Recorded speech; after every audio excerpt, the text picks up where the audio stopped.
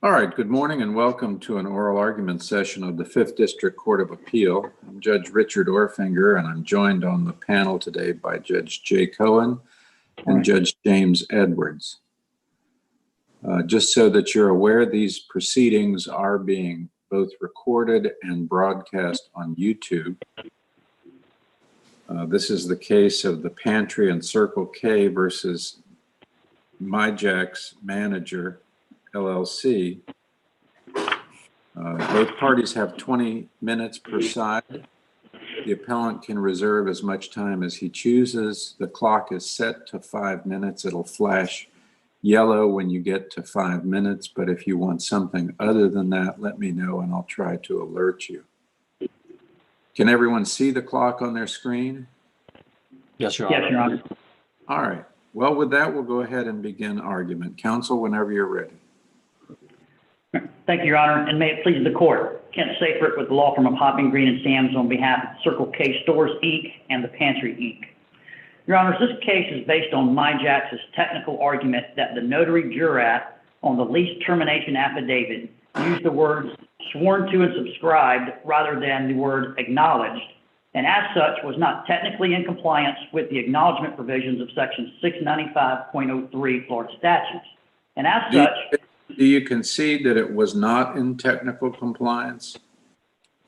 well, I concede that the word acknowledged was not in the jurat, but the argument that we have is sworn to and subscribed, that the definition of subscribe means to affix one's signature to a document. That is the same thing as an acknowledgement. And it's important, Your Honor, I think, to look at the Gaynor Hills case, which is a case from the 5th District, and it talks about the differences between acknowledgments and affidavits. And I quote from that case, in an affidavit, the person swearing before the notary must under oath assert that the facts set forth in the document are true. In an acknowledgement, the person merely declares that he executed and signed the document. When an affidavit is called for, an acknowledgement will not suffice. But the opposite of that is true as well. So if it calls for an affidavit, an acknowledgement doesn't suffice. But if it calls for an acknowledgement, an affidavit will suffice, because an affidavit is more than an acknowledgement. You're not only subscribing your name, saying you signed it, you're also testifying to everything in the document as being true. And so here in this case, with respect to the affidavit executed by Mr. Trzynski, and again, there's a picture of that signature page on initial brief, page 12 of our initial brief. It says sworn to and subscribed before me this 9th day of January, the notary. With respect to it, there's no allegation in this case that Mr. Trzynski did not sign this document. There's no allegation of fraud. There's no allegation of forgery. There's no allegation of any of those things. In fact, it's admitted, and there's testimony in the record from the affidavit, Mr. Fabrizio, that Mr. Trzynski, in fact, did sign this document. So the argument that what MyJack is arguing is that basically we did too much in this document, that this affidavit goes too far. It does too much. They never argue it wasn't signed, but they're saying, well, he swore to it and he signed it. That's too much. He should have just signed it and acknowledged that. And Your Honor, the law just simply does not provide for a hyper-technical allegation like that. And the result of that is they say, well, it wasn't technically in compliance with 695.03, and as such, it should not be entitled to recordation or provide public notice or constructive notice to MyJack. But the law on that is very clear that that affidavit must be given the same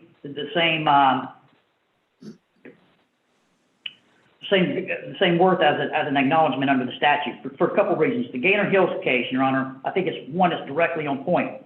In that case, the jurat at the end of the affidavit of service of process included a heading called acknowledgement, although it appeared in all other aspects to be an affidavit.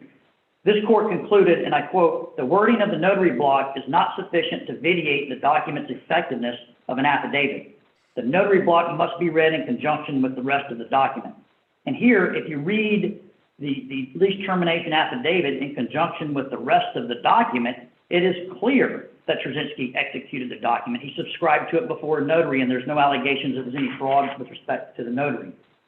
Counsel, I have a question for you.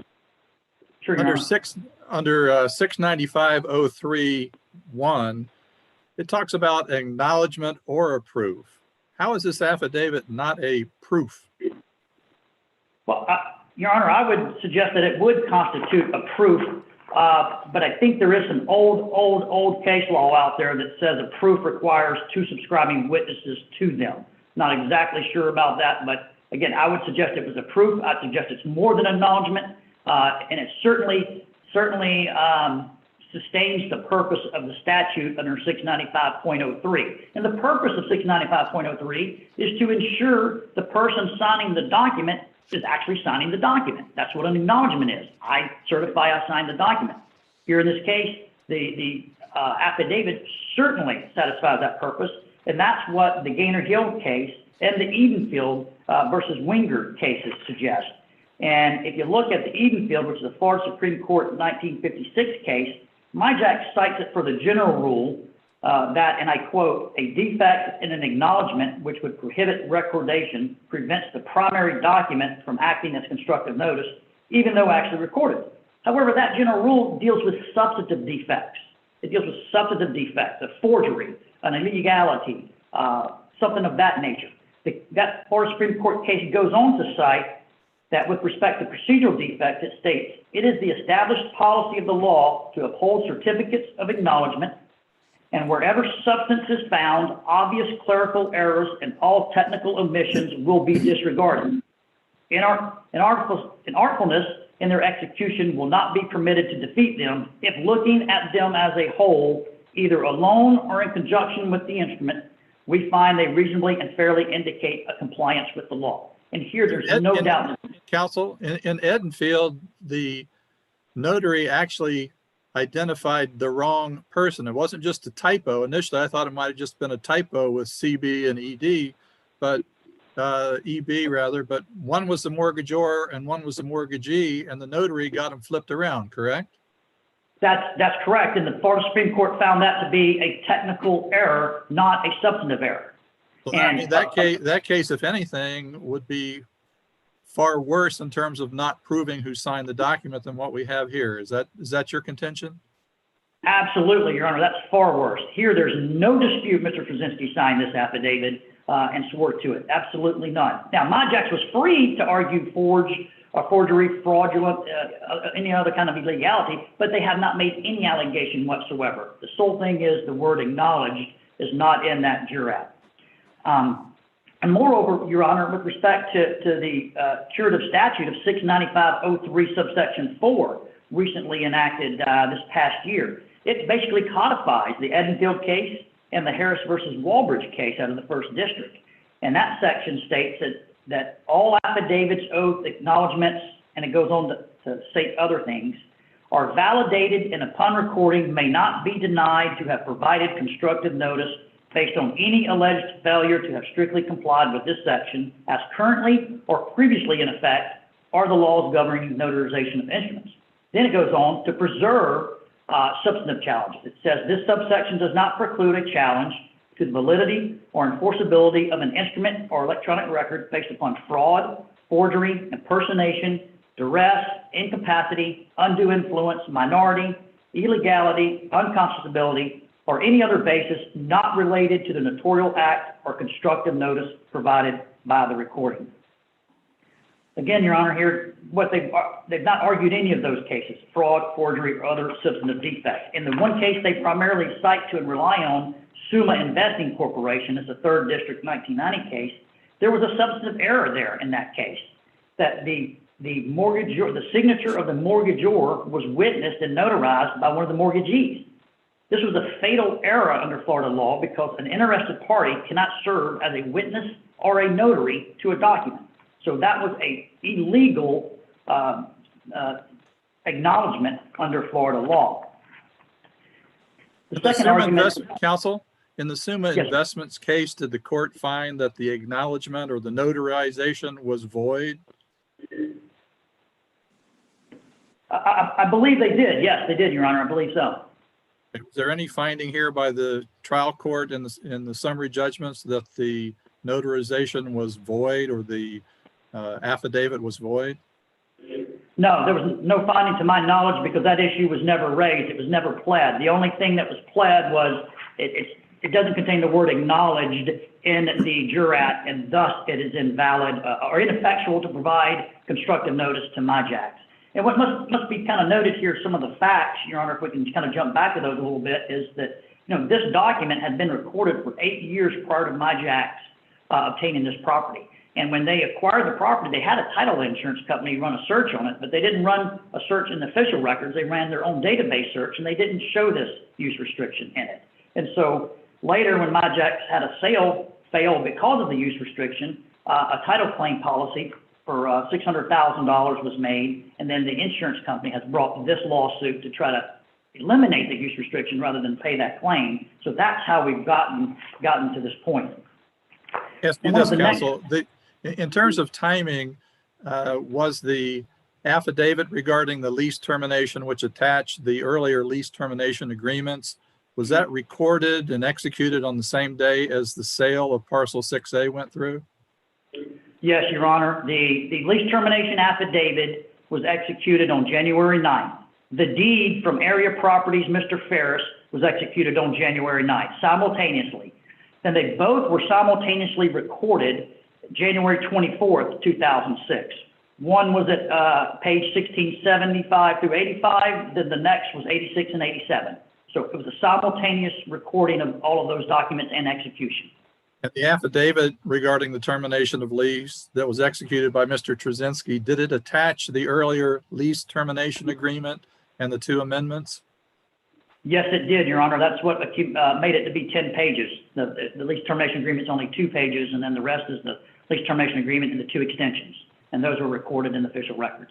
What do you say about the appellee's claim and what the court found that the lease termination agreement was signed by Ferris and not by Area Properties, LLC? Well, Your Honor, that's an interesting argument, and I note, and I think the court probably picked up on it, there is absolutely no citation to any case law in the judgment issued by the circuit court. So we don't know what the circuit court's legal reasoning was behind that, but I cited yesterday or filed notice of supplemental authority, the Falston Realty Company versus Kirksey case, 1931 Florida Supreme Court, that talks about this issue, not directly on point, but on point close enough, I believe, Your Honor. And it says on page 269, but the rule is that if the name of the principal appears in the instrument and it is evident from the writing as a whole that the intention was that the principal and not the agent was the party to be bound, the principal alone will be bound if the agent had the authority to make the agreement, although the instrument is signed in the agent's name only. And if you look at the lease termination agreement itself, the very first paragraph, it says this agreement is made as of the 4th day of March 2005 by and between Area Properties LLC / Robert T. Ferris, parentheses, Ferris, Primerica Developments, parentheses, Primerica, and the Pantry Eat, parentheses, the Pantry, together as the parties. And then it goes on to state, everywhere below that first statement, it refers to Ferris. It doesn't refer to Area Properties LLC. That's the moniker that they use throughout. And it's very clear from this agreement, if you look at the various provisions, Ferris is the owner. Ferris and Primerica have entered into that certain purchase and sale agreement. Pantry leasing the property from Ferris. And then if you look at the whereas clause, where it's signed, it says in witness whereof the parties have executed this instrument. The parties again refers back to the top where it incorporates Area Properties LLC and Robert T. Ferris. Now, MIJAC's argument, if you look in their brief, they say that because Area Properties wasn't above Mr. Ferris's signature, there is no indication whatsoever, I quote that, no indication whatsoever that Ferris executed the lease termination agreement on behalf of Area Properties.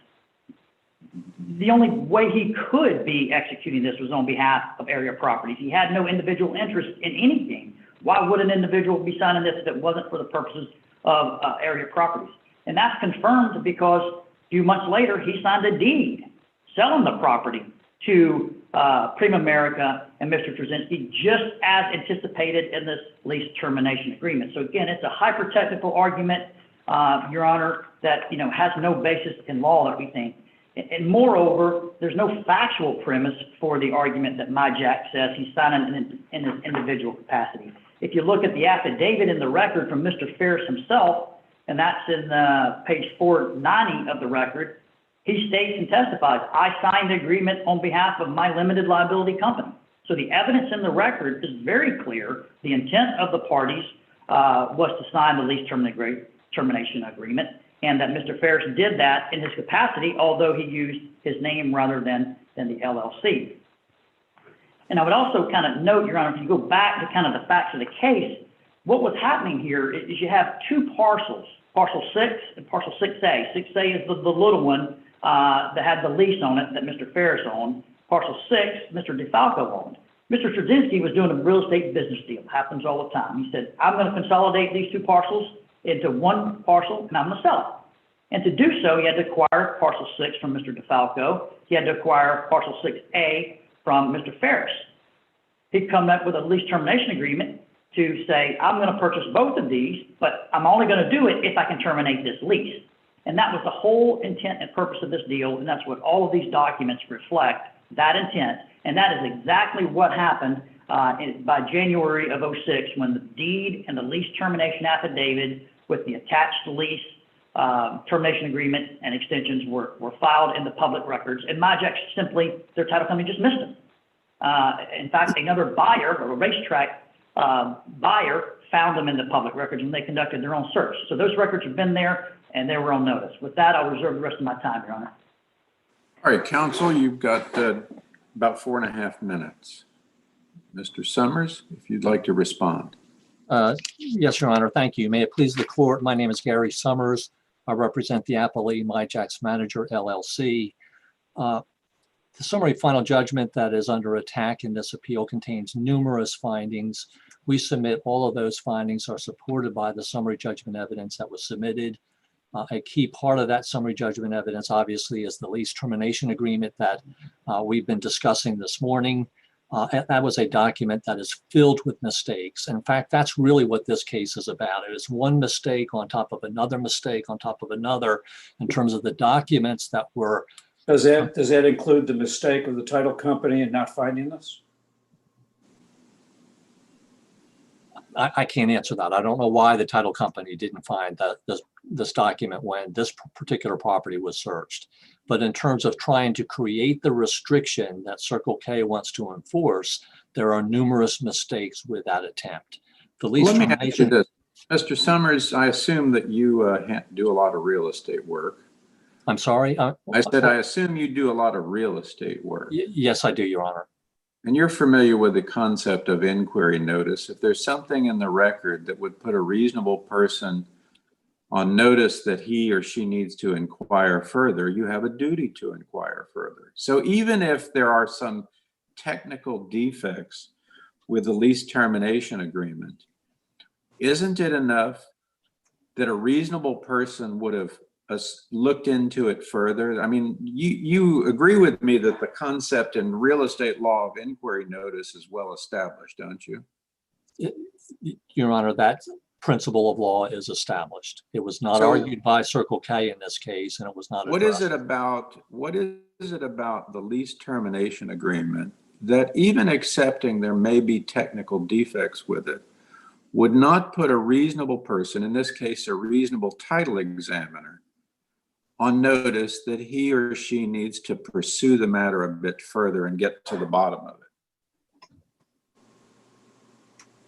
Again, I can't answer that because I didn't do the title search, and I don't know why the title examiner didn't. Well, I can tell you this. I started my career out as an abstract examiner. And while I might look at this document and see some technical defects, it's certainly specific enough where I would have pursued the matter further rather than ignoring it. Now, that, of course, assumes that you actually saw it to begin with. Yes, Your Honor. Okay, go ahead. I'm sorry. Your Honor, I think that we start with the lease termination agreement itself. And as counsel for Circle K pointed out, it's got a statement in the beginning that one of the parties was Area Properties LLC / Robert T. Ferris, which then gives the shorthand name Ferris to that particular party. Second, the document states that Ferris owns the property described in Exhibit A to that instrument.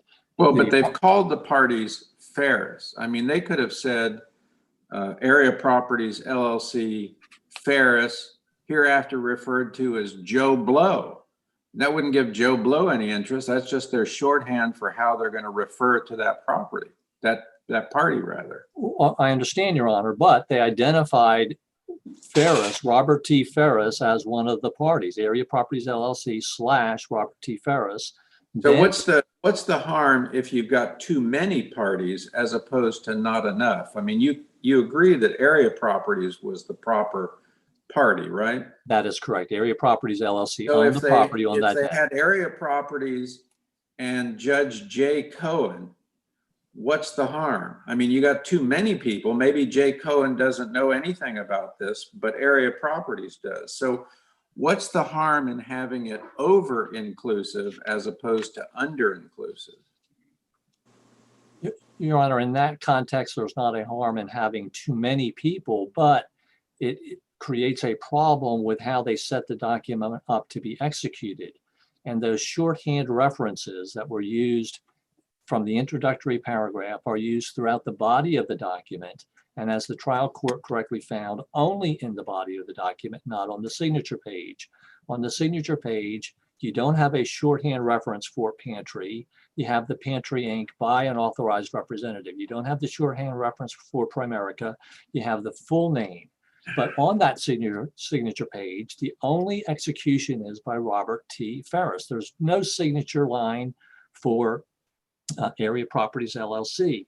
No indication whatsoever that he signed in a representative capacity. Relying upon one of the cases that Circle K filed just yesterday, the Falston Realty v. Kirksey case, it does not plainly appear from the face of the instrument that Robert T. Ferris was acting as an agent of Area Properties when he signed the document.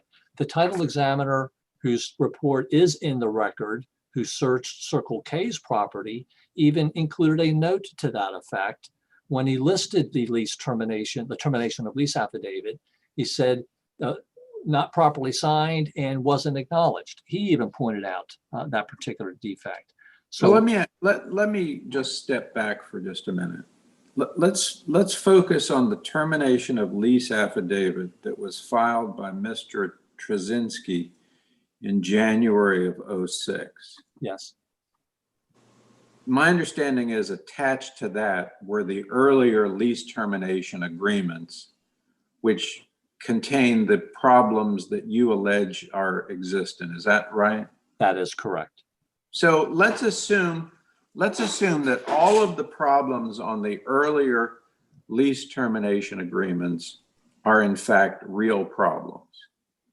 Why isn't that cured by the fact that you've got the termination of lease affidavit in January of 2006 signed by Trzynski that is sworn to and subscribed, and that attaches these earlier things, which again, in my mind, puts a reasonable title examiner on notice that he or she needs to look at it further. We're talking about the whole idea of notice is what is it that would put you on alert that you got to look further? So why doesn't the January 2006 termination of lease affidavit give you all the notice that you need, even if all these other problems exist?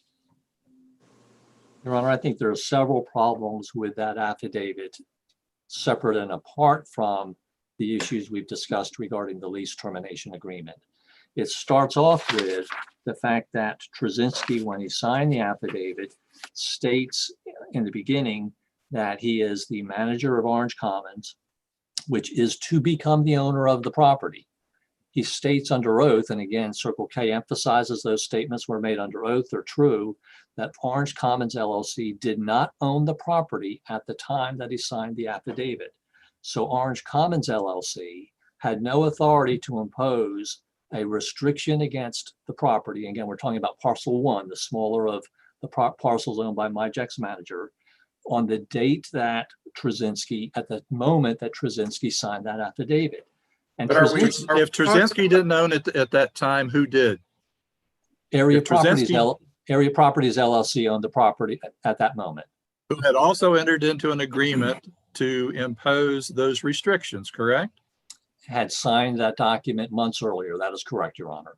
So, if it's if it's Bob or Joe who owns the property and both Bob and Joe have agreed to impose restrictions in favor of Circle K or the pantry, why aren't they imposed?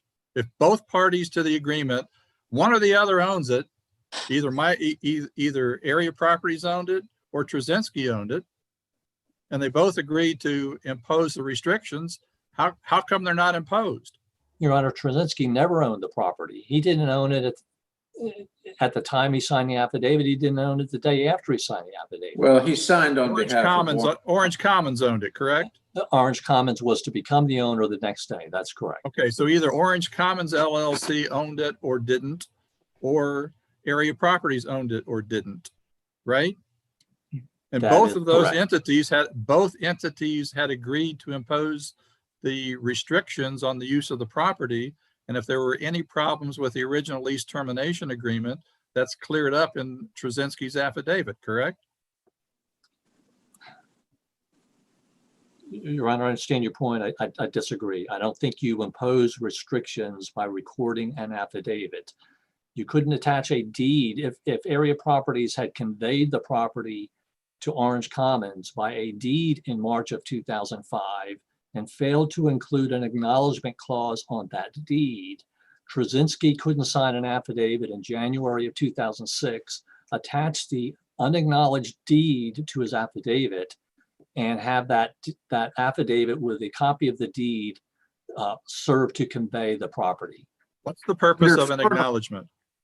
Purpose of an acknowledgement is to acknowledge that is for the party signing it, to acknowledge that the party signed it for the purpose conveyed, for the purpose expressed in the document. In a deed, it is for the purpose of conveying the property. In an easement, it's for the purpose of granting the easement. To confirm that the document was actually signed by the person purporting to sign it, correct? That is correct, for the very purposes stated in that document. That is correct, Your Honor. And here, the thing that everybody's all concerned about, it says sworn to and subscribed before me in front of the notary. So you've got, not only is the person saying he did it, you've got the notary public saying the notary public was there when it was signed. I mean, is that not better proof? And doesn't that constitute a proof under 695-03? It does not constitute a proof under 695-03. Under 695, Tell me what case says that a proof can't be given by an affidavit from the person executing the document. I haven't seen that case. Your Honor, the Jackson v. Hazley case that I cited in the brief discusses the proof method. The proof is by a subscribing witness to the document. That is one type of proof. Counselor, that's one type of proof. I asked you, do you have any cases that say that the person executing the document cannot give an affidavit as form of proof? Your Honor, I do not have that.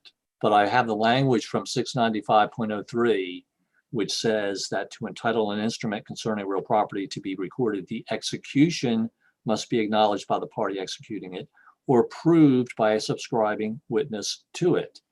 We don't have a subscribing witness to any of these documents, including the affidavit, so there cannot be proof by a subscribing witness.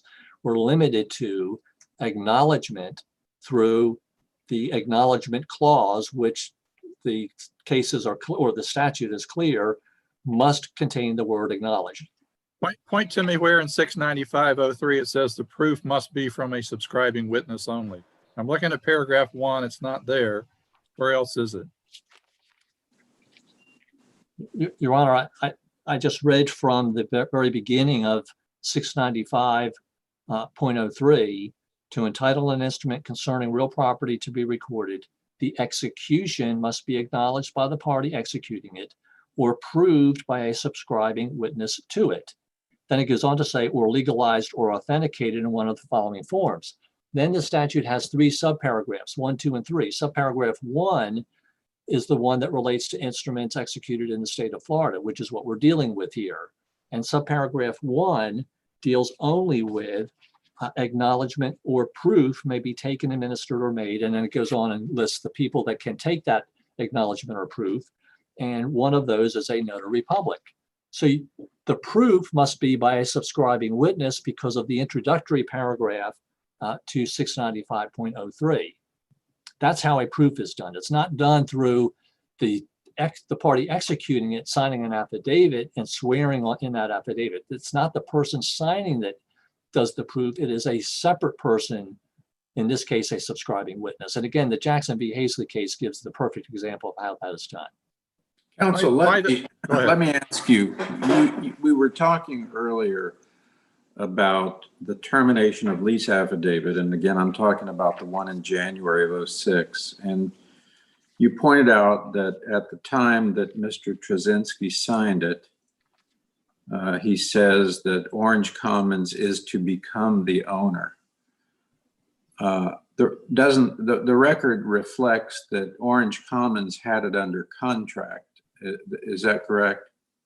I believe that is correct, Your Honor. We haven't seen the contract, but Circle K alleged that in its pleadings. That is correct, Your Honor. Under Florida law, doesn't the execution of a contract to convey real property create equitable ownership in the soon-to-be owner of the property? It does, but it does not pass legal title.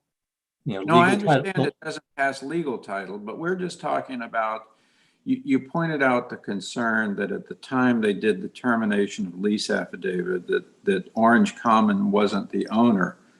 But you would agree with me that under Florida law, they were certainly the equitable owner of the property at that point. I would agree with that, Your Honor, but I do not think that the equitable owner of the property can impose use restrictions on the property. The equitable owner couldn't have conveyed the property. You have to have the owner of the legal title to have done that. Well, the lease termination affidavit doesn't purport to impose the restriction. It simply points out that the restriction was imposed earlier, doesn't it? It incorporates by reference the lease termination agreement, which contains the restriction. Right. And I would agree that the affidavit itself, there's no language in the affidavit which purports to establish the restriction. But that is the operative effect that Circle K wants to rely upon. They want to say that is the document that places everyone on notice this restriction does apply to this particular property. And I think it's defective. Well, but there's a difference in creating the restriction and putting the world on notice. I mean, as between you and me, if I bought a piece of property from you and you put a restriction in the deed and I never bothered to record the deed, as between you and me, the restriction's still there, isn't it? It is. That is correct, Your Honor. It's just the rest of the world that doesn't know about it. That is correct. So there's a difference between creating the restriction and putting the world on notice of the restriction. That is correct. And of course, I've made the argument and we continue to rely upon it. It wasn't properly created because of the execution problem with the lease termination agreement. But yes, in your example, even with a deed, two parties can be a party to a deed. If it's not recorded, that deed can still be valid between grantor and grantee. I agree with that. Right, thank you. Counsel, how in the Edenfield versus Wingard case, the notary public there got it completely wrong, got it backwards in terms of who was the mortgagor and who was the mortgagee. And yet the Supreme Court of Florida said, we know what everybody was talking about, it counts. How come that case doesn't cut against you instead of favor you? Your Honor, that was an interesting case, and I believe it was a 4-3 case. I believe there was a strong dissent which argued that that was not a technical defect and that everybody knew what it meant.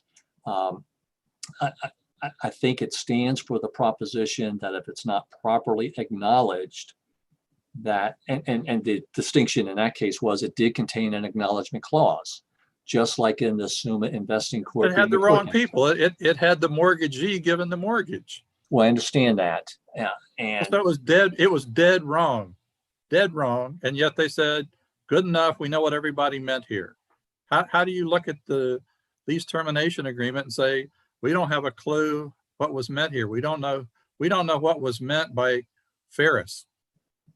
I mean, how do you look at Edenfield and reach that conclusion? Well, again, Edenfield, the significance of that is dealing with analyzing the acknowledgement clause. Again, I think there are more problems with the lease termination agreement and how it was executed. But the underlying principle of Enfield carried forward through Summa Investing Corp. v. McClure is if there's a defect in the acknowledgement or no acknowledgement, the document is not recordable, it doesn't provide constructive notice. Summa Investments was not a technical error. That was the co-mortgagee was also a witness and the notary public, which is totally unacceptable, correct? I recognize that.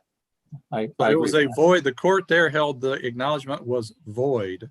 There's no such finding in this case that the acknowledgement notary sworn to and subscribed was void. It's just the fact that they didn't use the magic word acknowledgement, correct? Well, Your Honor, in her summary judgment, Judge Stacy did cite the Summa Investing Corp. Case and found that an instrument concerning real property that contains either a defective acknowledgement or no acknowledgement is a nullity and doesn't place third parties on constructive notice. So she didn't use the word void. You're correct. Edenfield versus Weingard said a totally messed up acknowledgement counts, right? They got the mortgagor and the mortgagee backwards, and the Supreme Court of Florida, 4-3 as it may be, it's still the law of Florida, said that's good enough. We know what they meant.